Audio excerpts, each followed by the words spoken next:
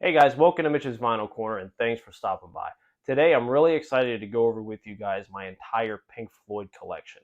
Pink Floyd, along with the Beatles, are probably my all-time favorite bands. They constantly flip back and forth depending on what mood I'm in. But I have a pretty big collection, most of the studio albums, a live album, and a compilation album that I have. So stay tuned. So Pink Floyd are one of those bands that are just absolutely iconic. Everybody has heard their music, whether you're a fan, you're not a fan. They're just constantly on the radio and they're constantly talked about on greatest artists of all times lists, albums, songs, you name it. They're just so omnipresent in our culture. So before I move into the albums that I have, I wanted to talk about like the three different eras. So the first era of Pink Floyd is I refer to as the Syd Barrett era. Now, Syd Barrett was the original lead singer of the band. He was one of the founding members, but he was actually only on, I would consider, one full album and then half of another album. He was really into drugs, pretty much acid like fried his brain, and then David Gilmour came in, and for a short while they were actually a five-piece band, but that was for a very short period of time, and then Syd Barrett was out of the band, and then it came to what would be known as the Roger Waters era, which is probably the era that pretty much every Pink Floyd fan is the most familiar with, or even for non-fans. Um, Roger Waters became the de facto pretty much leader of the band, the primary songwriter, although the other members did have times where they would compose music, write songs, and it was pretty much him and David Gilmour for about the next, I'd say, 15 years. And then Roger Waters leaves the band in 1985. The band pretty much crumbles, but the three remaining members, David Gilmour, Richard Wright, and Nick Mason, go on to record actually three more albums, which is what I refer to as the David Gilmour era. And that was a really good era. The songwriting was really solid. David Gilmour, I think, is an underrated songwriter. He's very much known for his guitar playing, and rightfully so. But yeah, those are pretty much the three eras of Pink Floyd. Um, so the albums that I actually don't have, but I did want to mention. The first album would be Ummagumma, or people refer to it as Ummagumma. It was actually the third studio album that Pink Floyd released. I believe in 1969. I believe it was released. So it was a double album. So I believe the first album was a live album, which is actually really good, and it's the only redeeming quality of this album, in my opinion. I know there's diehards out there that just absolutely love Ummagumma for its weirdness, but the studio portion, which is the second album, I believe is a load of shit. It's just really weird. They were experimenting. They were kind of lost in this album, I think. I just didn't think they knew where to go, in my opinion. But Ummagumma, that's one I don't have. I don't plan on picking it up. I'd only pick it up for the live album, because the live album is actually pretty good. The second album that I don't have is in chronological order, is Atom Heart Mother. I just simply don't own it. I just haven't had time to go get it. It's actually a pretty decent album, although the band, in a lot of interviews lately, have said it was a rubbish piece of shit. They just really didn't. They really didn't like it. I guess recording of it was really bad. Um, it was just a really weird time period for them. Um, Alan's Psychedelic Breakfast, which is I think the final track on the album, is actually pretty cool, but there's some acoustic tracks on it, and I think the Atom Heart Mother Suite, which I think takes up the entire first side of the album, is it's pretty good. It's just kind of weird. I just haven't had time to pick it up. I'll probably pick it up eventually, but yeah, Atom Heart Mother is one that I don't have. The other album is The Final Cut. Now, The Final Cut came out in 1983, I believe, and it was pretty much the follow-up to The Wall. But by that point, Pink Floyd was pretty much done with. And I'll get into the making of the wall whenever we get to that album, but it's essentially a solo Roger Waters album. I mean, let's just be honest. I mean, it's okay, but it's not great. It's I don't know. I just couldn't get into it. I just really don't like it. So I don't plan on owning it. So that's another one that I don't have. The other one that I don't have is A Momentary Lapse of Reason. Now, that was released in 1987, and that was the first Pink Floyd album without Roger Waters. So this was the beginning of the David Gilmour era. Again, it's not bad. Learning to Fly is like the key track on there, and that's just a great song in general. But it was the mid 80s. There was a lot of synthesizers, a lot of instrumental tracks. I mean, David Gilmour, I think, gets shit on sometimes for his songwriting. I think his songwriting's pretty good. But I think on the Division Bell, which I'll get to after, which is their follow-up to Momentary Lapse of Reason, I think is much better. And then the final album that I don't have, which is technically the final Pink Floyd album, is The Endless River. I think that came out in like 2014, but it was recorded in 2008 before Richard Wright actually passed away. I heard it's okay. I just haven't gotten around to listen to it. I believe it's just a lot of instrumental tracks, and yeah, so those are just the ones that I don't have, but I did want to mention before we actually go into the albums that I do have. So the first album that I'm going to talk about is actually their debut album, and I actually have two copies. I have believe it's a 1976 UK repress, and I have the 2018 mono reissue that was cut from the original analog tapes, but then I think it was transferred to a digital file of the original mono mix. Overall, this album is incredible. It's really, really good. This really showcases Syd Barrett's writing ability, before drugs ultimately took over his brain and he was no longer to function as a normal human being, I could say. But the writing on here is just so good. It's pure psychedelia. This was 1967, I believe, late 67, early 68. So this was peak psychedelia. Astronomy, Donomy, Matilda Mother, you got Bike, you got, I believe, See Emily Play is on here, if I'm not mistaken. But you got really, really awesome tracks on here. Just a fantastic debut album. If I had to choose, one or the other, like either the mono or the stereo, I think you actually need to have both. I really enjoy these albums. First UK pressings and even first US pressings are actually pretty pricey, but the represses from the 70s are actually pretty good.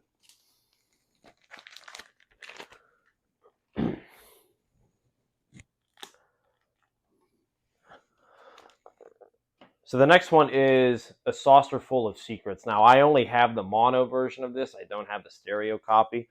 But this was done again in 2018 from the original mono analog tapes by Bernie Grundman. This was the first album to actually feature David Gilmour. Now, there's some tracks that Syd Barrett did. So you can consider this the only time that 5 members of the band were actually on one album. Really awesome tracks on here. Set the Controls for the Heart of the Sun is one of my all-time favorite Pink Floyd songs. It's a lot of psychedelia on here too. But some really good, like, this kind of mellow tracks. You got Jug Band Blues on here. You got Seesaw, which is really, really cool. Let There Be Light, the opening track, which is just killer. So definitely probably the top 5 Pink Floyd albums in my opinion. So again, the mono version, I believe this is still in print. You can still get the mono version. And also the stereo version is still in print too. So highly, highly recommended.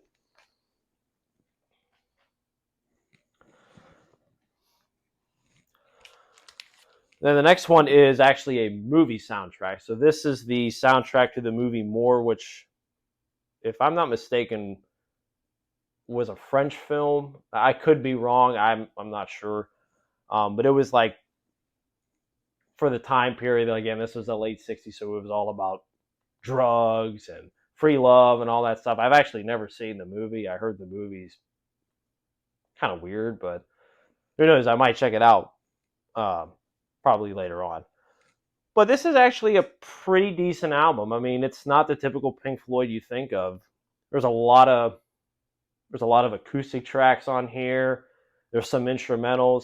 It's actually kind of mellow and actually kind of laid back, kind of chill album. I actually like it. Um, there's another soundtrack that I'll get to later on. Um, but yeah, I actually really like this album. Now this is the 2016 reissue, and I wanted to point this out. So the entire Pink Floyd catalog was reissued in 2016, and they were all mastered by Bernie Grundman from the original analog tapes. Now they were from they were remastered from the original tapes, but then pressed to a digital file, high-res digital file, and then put on the vinyl. But the ones that I have are actually really good. So you'll be able to find them. And a lot of them are still in print. They actually have this sticker on here.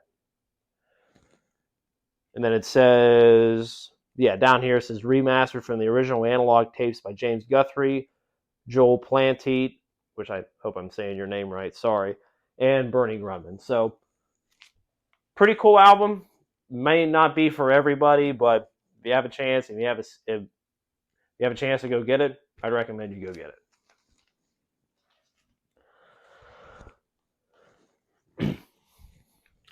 Now the next one is actually a compilation. Now I believe this was released in 1971. Now these are like a lot of the A sides, a lot of the singles. So from their early stuff. So yeah, Arnold Lane, Interstellar Overdrive, which is killer. It's such a cool track. Remember a Day, See Emily Play. I think you have an unreleased track on here. Yeah, Building My Time, I think, was the previously unreleased track on here that got its first release on this album. Careful with That Axe, Eugene is probably like my number 2 or number 3 favorite Pink Floyd song. It's just it's really creepy. It's really dark. It's just reminds you of just a madman about to go freaking crazy. I mean, it's pretty much what it is. But yeah, this collects, a lot of their early singles, a lot of their psychedelic stuff. It's a really good compilation. Now, this is a 1971 U.S. pressing on the Harvest label. As part of the reissue campaign in 2016, they released this album. I think it has a different cover of some weird, like, I don't know, it might be like a time machine or something. I'll put a picture of it up on here. But this is one of the original covers.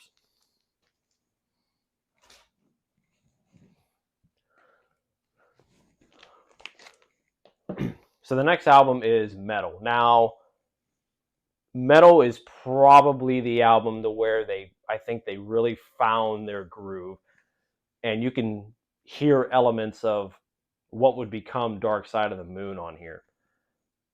The track Echoes, which I believe is almost 24 minutes long, takes up the entire side of the second side of the album, and it's just so incredible. Now, I'm not particularly a fan of like super long tracks like that. Like, I'm not a huge Grateful Dead fan, sorry. But it's got that long, like, just epic jam vibe to it. One of These Days, you got Fearless on here. You got some really good tracks. I don't think this album gets enough recognition, in my opinion, because you always talk about the big four, Dark Side, Wish You Were Here, The Wall, and Animals are probably the big four that everyone talks about, and rightfully so too. But this is the album where I believe that they really got their act together and they really started really coming together as a band. So this is a 1971 Australian first pressing. So I got this at a record show back in California when I was stationed out there. Excuse me. And it's a really really good, really good pressing. If you can find an Australian one, I think they were cut from the original UK one. So I haven't found a UK version of this one, unfortunately yet, but I'm on the hunt for it. But this is a really really great Pink Floyd album. I think that everybody should own. Excuse me. The next album is Obscured by Clouds. Now, this is a soundtrack to, I believe, another French film. It was called In the Valley. I think that's the English translation to it. Again, another like weird, like psychedelic film of the time. So this was released in '72, I believe. So they recorded this album in between Metal and Dark Side of the Moon. I actually put this on last night for the first time and listened to it all the way through, and it's a pretty good soundtrack. I mean, it's nothing super special, but it's pretty cool. We got some good tracks on here, but again, might not be for everybody because it's not like the typical Pink Floyd that you think of. But some acoustic tracks, some instrumentals, um, pretty decent soundtrack in my opinion. Again, I've never seen the film. It's a French film, and again from this time period. It was like pretty weird film, so probably won't watch it. But pretty good album. Now the next one. I think you all know what's coming. Pink Floyd Dark Side of the Moon. Now I have 2 copies, and this is a 1976 German repressing. I actually got this at the Austin Record Fair or Austin Record Convention this past year for about $50, and unfortunately it's pretty beat up, but it sounds pretty good, so I just wanted to mention this one. Now this one is a 1973 UK third pressing with the A3B3 matrix. Now, before I get into that, Dark Side of the Moon, probably Pink Floyd's most well-known album. It was on the charts, I think, for like almost 20 years on the Billboard charts. I think that record will probably never, ever be broken. It is just such an iconic album, and everybody knows this album. Pink Floyd fan, not a Pink Floyd fan. Everybody knows this album. It is just probably one of the most iconic concept albums of all time because the album like completely flows throughout. And the themes constantly changing throughout, like greed, empathy, sadness. I mean, it's just, what more can be said about this album? It is just so iconic and so good.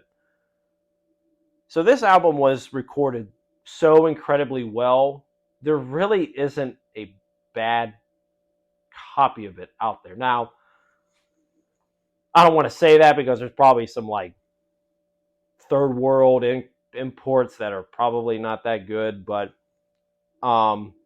if you stick with the European pressings, I think you're going to be okay. But I would actually stay away from the early US pressings. Now, Mike Esposito from the InGroove did a full video on all the pressings of Dark Side of the Moon that he had. And he said that the original US pressings were probably cut from like a bad EQ tape that was sent over from EMI to Capitol Records, who pressed the album in the United States. So I actually had like a mid 70s, I think it was a 75 US pressing. It honestly didn't sound that good, and it was in really good shape. It was almost like mid, but it sounded really muffled. It really wasn't that good. Now the 2016 version from the reissue campaign, I heard that one is really really good, and it's probably going to be the standard for most people who aren't audiophiles, who aren't heavy collectors. That's probably going to be just the one that you should own. I heard it sounds really good. It's still in print, so I recommend you go get that one if you just want a good copy. Now, the particular copy I have, as I said, this is a 1973 UK third pressing with the A3 B3 matrix and the dead wax. Now, excuse me.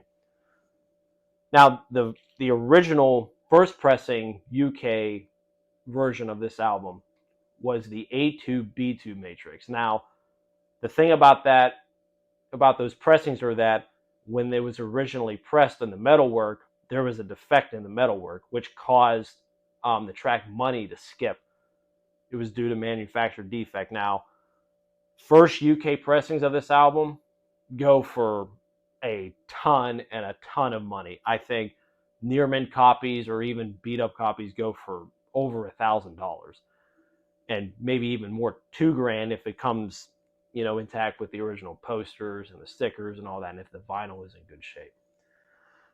But you got to be careful if you're going with first UK pressings because of that defect on the track Money. So if you're buying that one from somebody on eBay or Discogs, you really, really want to talk to the owner and be like, hey, does this have the skip on Money? If it does, do you still want to buy it? And if it doesn't, if you have the money, of course, go ahead and buy it. But again, going back to Mike from the InGroove, who did the video on this, the A3B3 is actually probably the second best version that you can get. Now, I got this off eBay earlier this year for about $130 from a seller here in the United States. They got it imported from England somewhere else. Excuse me. Now, this just blew away all the other copies that I had. I had like the 30th anniversary. I had an Australian quadraphonic pressing. I sold those when I was at the Austin Record Convention. This A3B3 is just absolutely incredible. It has all of the warmth, all of the high end, all of the low end, all the bass, which is really what you want on this album. It's just absolutely amazing. Now, I was very, very lucky that the copy that I got, the cover is in decent shape, but it came with it had the original posters. It didn't have the stickers in it, but the vinyl itself was at least VG++. There's absolutely no skips. It sounds absolutely incredible. I'm very, very fortunate to have this particular copy in my collection. Now, again, if you just want a really good sounding copy, you don't want to spend a lot of money, I heard the 2016 version that's in print is pretty good. I believe there's a 50th anniversary that's out right now because the 50th anniversary was last year. I heard that one's pretty good too, but I'd rather go for the 2016 cut by Bernie Grundman.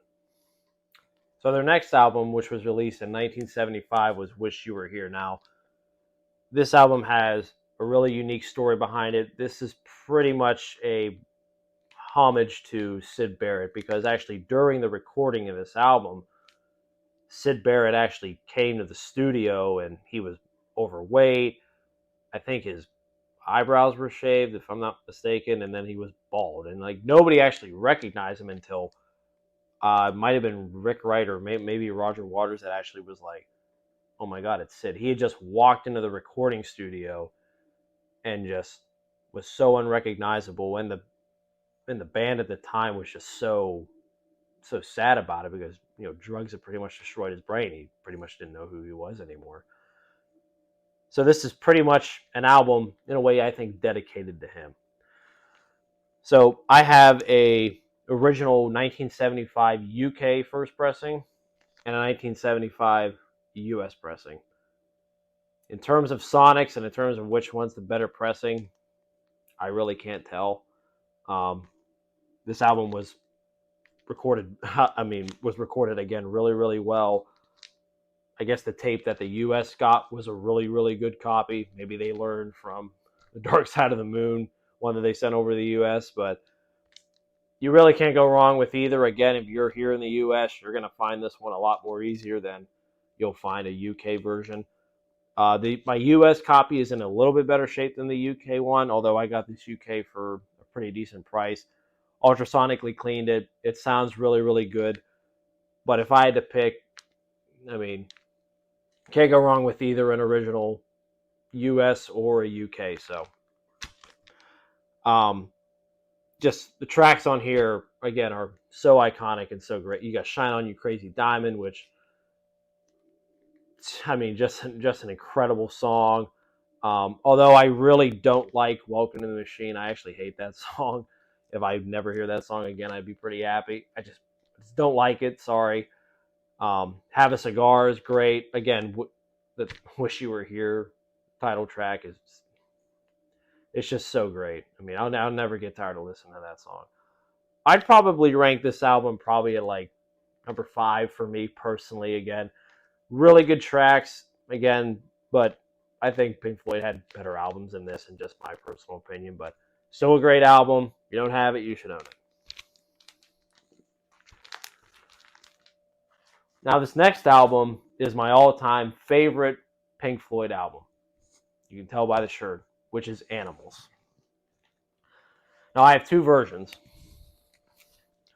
I have an original 1977 UK with the 2U matrix, which is probably the definitive of the original versions of this album. Got it for a really good price. It's pretty much near mint. It sounds really, really good. But then again, I also have the remix. Now, the remix was redone in 2018, and I think it was delayed for release because infighting within the former members of the band, because Roger Waters and David Gilmour don't like each other. They haven't liked each other for years, so we had to wait a couple years after this album was remixed. Now, listening to the original version of this album, it's really muddy. It's really dark. It's really dirty. Like it's not really polished like they're like Wish You Were Here or Dark Side. But it's just so good, and it's my favorite Pink Floyd album. I mean, I don't think you can get a better Pink Floyd album than Animals, in my personal opinion. But the original version, again, like I said, was kind of muddy, kind of compressed, kind of just like, you're just really like raw. And that's why I really, really like the original version. However, the remix version, it sounds like a whole new album. Now, in a good way. Now, in a good way, if you had never heard this album before, if you've never heard the original version of it, but you just picked up the remix, you'd be like, oh my God, there's probably nothing better than this version. But again, it's different. And again, like, because I'm very familiar with the original version of this album, and I'm very, very familiar with the remix. It just depends on what kind of a mood I'm in. Now, the remix version really cleans up, a lot of the compression and a lot of the muffledness that was in the original. In a good way. It really brings it out more up front. It's a lot more cleaner. It's a lot more dynamic. But again, I still like the original kind of like muffled, dirty version, more raw version. I mean, I like both of these versions. I think you need both. If you need to have Animals, you really need to have both. An original, and you need to have the remix. Original UK, original US, original German, it don't matter. Any of those copies I think will do for most people. Even the 2016 remaster, which I used to own previously, but I sold it, I think you'll be happy with these. But this album itself really just kind of shows me that, in a way, maybe the band was falling apart by this point, because Roger Waters just became, I don't know, maybe such a dictator as the band's leader. I mean, the other members have come out and said that, yeah, Roger was pretty much the band at this point. Now, the overall theme of this album, I think, was based off of Animal Farm, the book Animal Farm, about corporate greed and money. I mean, it's just really just politics, everything. Just it's pretty much that kind of album where I think Roger Waters has given the middle finger to all the corporate greed that was in the world. So, but again, my favorite Pink Floyd album. Love it. You should definitely have it.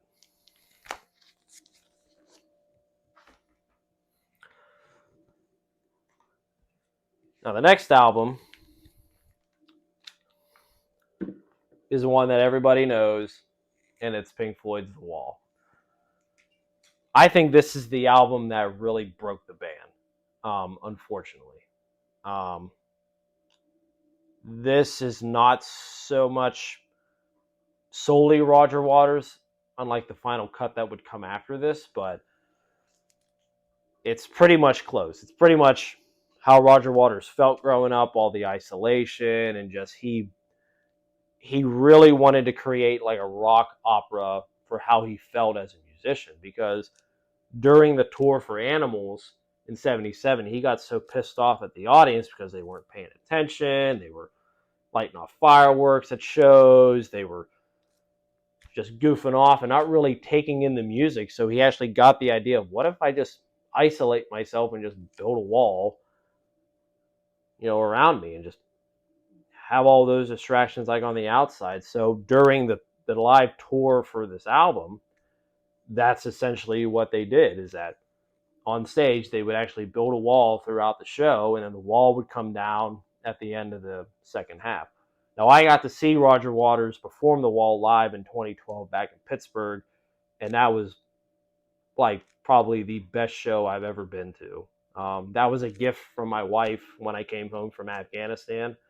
So yeah, there was a lot of emotion at that show. I was happy to be home, happy to be with her. So it was a phenomenal show. If you get to see Roger Waters perform live, I definitely think you should.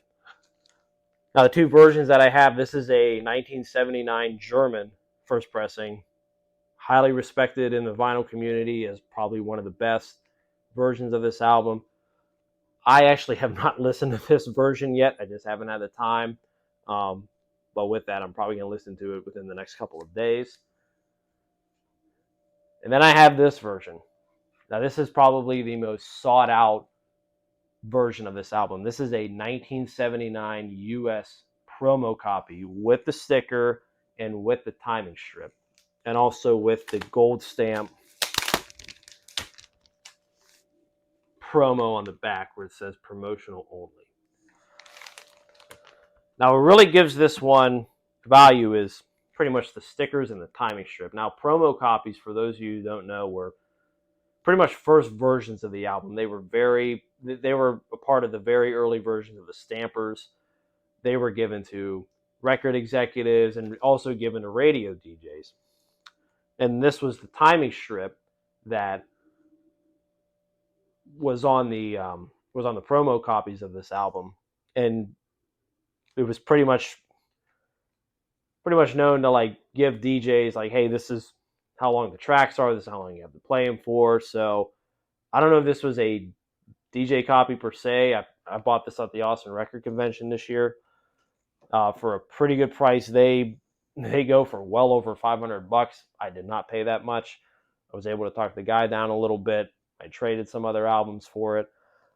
But this has all the great dynamics that you want in this album.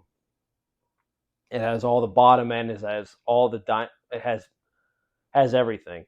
It really feels like you're at a show when you listen to this album. It just takes you on a journey, and it's just absolutely amazing. I mean, Another Brick in the Wall, Young Lust, Comfortably Numb. If you know Pink Floyd, you definitely know this album. But you can get US just first pressings relatively cheap here in the US, and those are the ones that are probably really the value. I just really needed to have this version in my collection. I'm very happy to. It's I'd say an excellent and near mint copy of it. But even just regular first US pressings, UK, German, those are all highly respected in the vinyl community. Those are probably the best versions. If you're here in the US, you could probably pick up a decent copy for $40 or $50, and you'll be pretty happy with it.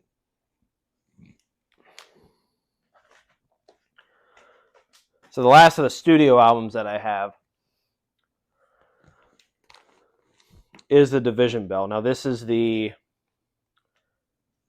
from the David Gilmour era, so Roger Waters isn't on this album.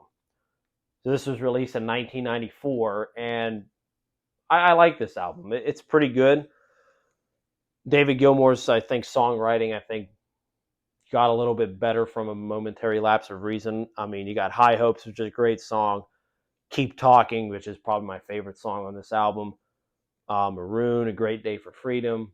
Some really, really good songs on here. And they embarked on a massive world tour in support of this album. So this album's really, really good. Again, not for everybody. I think most are going to probably go towards the Roger Waters era. I mean, that was their most prolific. That's the era that everybody knows. But if you're interested in, seeing the David Gilmour era, I highly recommend you pick this version up. All right, so that's it for the studio albums. I have one live album to show you. Now, this is the box set Pulse. Now, this is a live version, a live album from, I think, King Earl's Court, I think in England, in 1994 in support of the Division Bell Tour. It's 4 LPs. It sounds really, really, really good.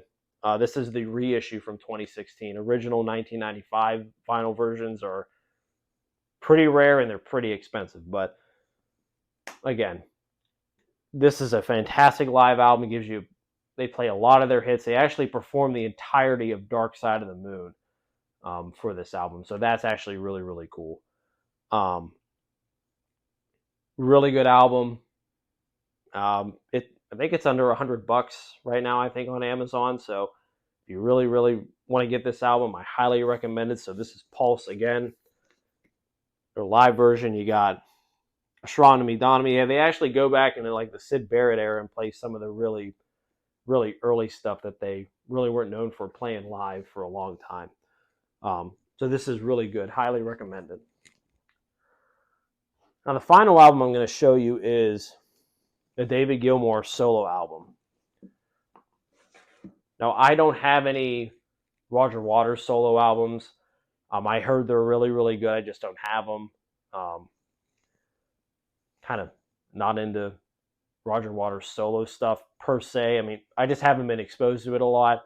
I just haven't spent the time to like really dive into a lot of his solo stuff. But this David Gilmour album is really good. This was released in 2006.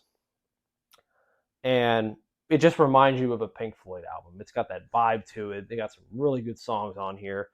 It's really mellow, really laid back. So if you can pick this album up, I think this is a UK reissue. I don't know if this album is still in print. It might be, it might not be. I'm not sure. But if you want to explore David Gilmour's solo work, I highly recommend you start with this. He released 2 previously to this, one in '78.